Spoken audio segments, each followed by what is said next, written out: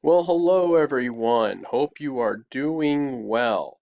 Um, so anyways, uh, the question, on Wednesday, you guys were supposed to read all about China under Mao. And today I'm just going to give you some notes and have you take a quiz on it.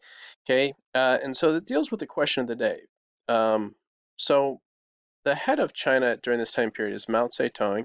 Here he is, and he had this idea called the Great Leap Forward. Okay, and if you read anything about the Great Leap Forward, you would know that the Great Leap Forward was maybe not appropriately named. So my question of the day is, if you could name the Great Leap, rename the Great Leap Forward, what would your choice be? Okay.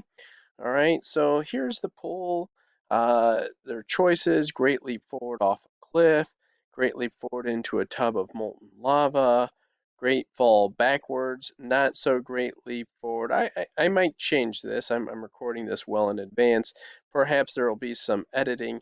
Okay, so if you read anything about Mao, or if you did read the handout about Mao and the Great Leap Forward, you would know that this man's Great Leap Forward was definitely not, it didn't exactly go as it planned. And one of the things you got to remember about communism is communism, uh, or the communist leaders just killed so many people. And this man here, Mao Zedong, probably killed the most people of anyone. And it was largely, not entirely, but largely through that Great Leap Forward where these people died. Okay, all right, so Mao is the communist leader of China in 1948, or he comes to power in 1948. Okay, and initially Mao's goal is he's going to try to make China communist, at least a little bit. Okay, and so what does he do? He basically takes land from the rich and he gives it to the poor. Now, those rich landowners were killed, and a lot of people would say that's wrong, understandably so.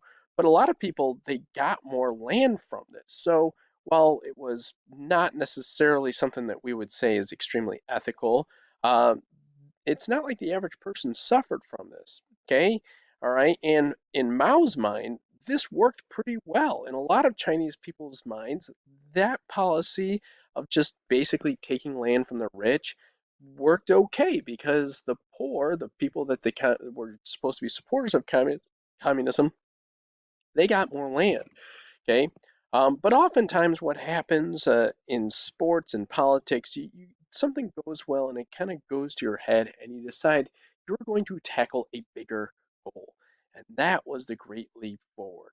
Okay, so Mao has sort of dabbled in communism. It initially went pretty well. Okay, and just as the person that makes their first two shots in a game might feel a little bit more confident to launch a three-pointer that they wouldn't normally take, guess what? Mao Zedong is really going to go communist with this thing called the Great Leap Forward. It was an effort to make China communist and modern. Okay, he started these things called communes, which had these farms with up to 25,000 people. Took over mining, steel, farming, among other things. Okay, and this is an example of your command economy. The government is ceasing everything. Okay, and so this mission is the government is going to control everything, all aspects, production, payment, distribution of goods. It's all going to be controlled by the government.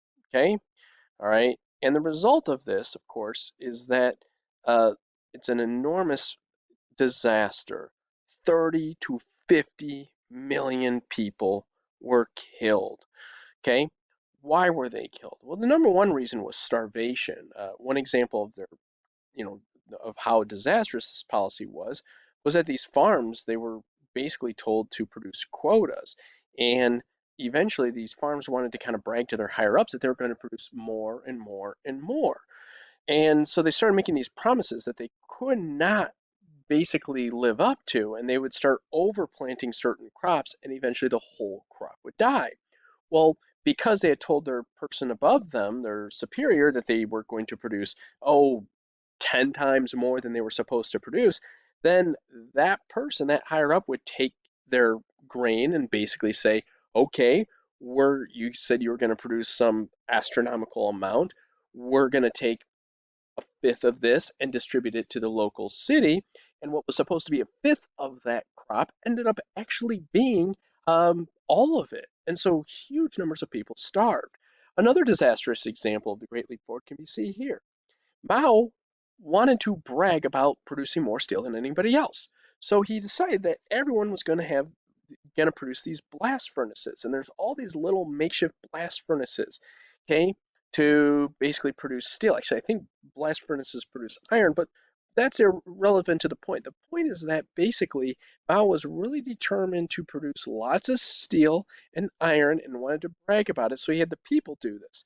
So all these people then took things from their kitchen and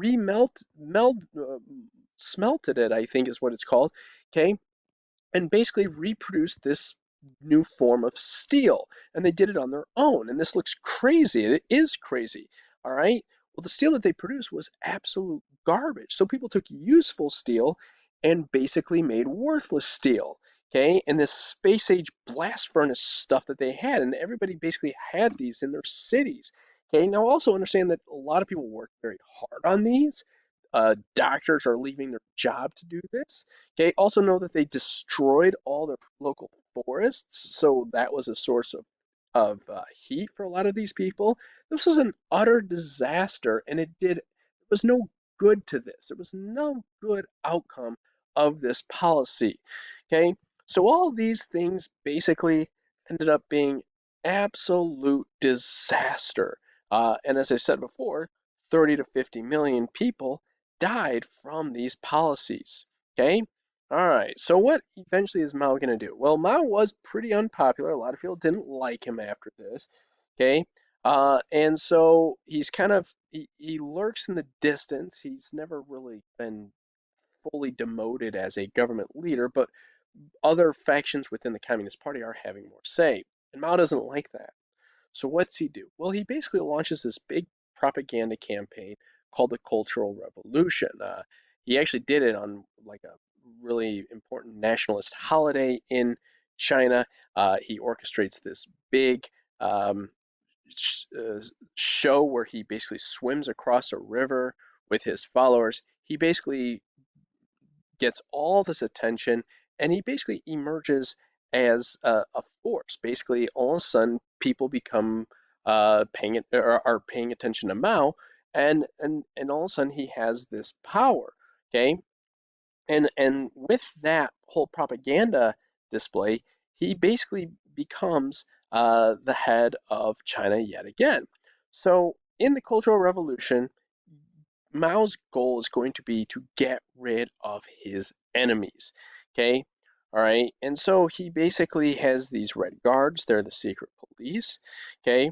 He had these people had to carry around these little red books called with Mao sayings. Okay? Sometimes people refer to them as Maoisms. Okay? And so they'd have these statements. Okay, now if it sounds kind of weird and creepy, like they're treating him like a religious leader, yes, I would agree with that. Okay, there's a lot of people that are being jailed for pretty ridiculous reasons, wearing glasses, items of furniture, for olds as they called it, from the 1800s. Okay, also important to note too, people encouraged children to rat out their parents. So if your parents criticized Mao or any element of communism, schools would tell students, hey, you need to, tell on your parents, and then your parents, some mysterious person would come and take them away, and they disappear. Okay, teachers were oftentimes targeted by this as well. A lot of times, students would rat out teachers for really anything, so no one was really safe. Okay, and it's also important to note, a lot of the people who were jailed or killed were actually communists themselves. Uh, the main goal of the Cultural Revolution for Mao really was to get rid of anyone who would rival his power. So this was not so much about finding enemies that were totally anti-communism that wanted democracy. This was about finding people within the Communist Party who could rival Mao and getting rid of them and making sure that Mao had total power. Here's a picture of from this. I thought I had a picture of it. There we go. Sorry. Okay. So these people, they were communists. okay? But for whatever reason, people turned on them, and now basically they're on trial, okay? And if you look in the background, there's a lot of people here, okay? You can see here there's kind of like a stadium, okay? And they had ink smeared all over them, okay? I admit I don't know what the sign says. I wish I did know, but yeah, you can see you know what's going on here. Okay, now these people in this picture, they were communists. They were not people trying to start a democracy. They were communist higher ups, but no one was really safe. People would turn on you, and suddenly you'd go to like a prison labor camp. Okay, all right. So, anyways, eventually Mao kind of modifies that Cultural Revolution. It starts, he even admits, they say behind closed doors, that it's probably gotten out of control. Okay. He never ever officially called it off, but basically, uh, you know, the raids, the giant mobs on the streets, arresting people for things like glasses, eventually does subside. Okay, in the very final years, China does get a little bit more normal towards the end of Mao's life, and it kind of proceeds in that direction after Mao is gone. And in 1976, then Mao would die. Okay, all right, so now all I want you to do is take the quiz on Mao and every on the notes. You may use the notes as well. And otherwise, thank you for your time. Have a good day and take care.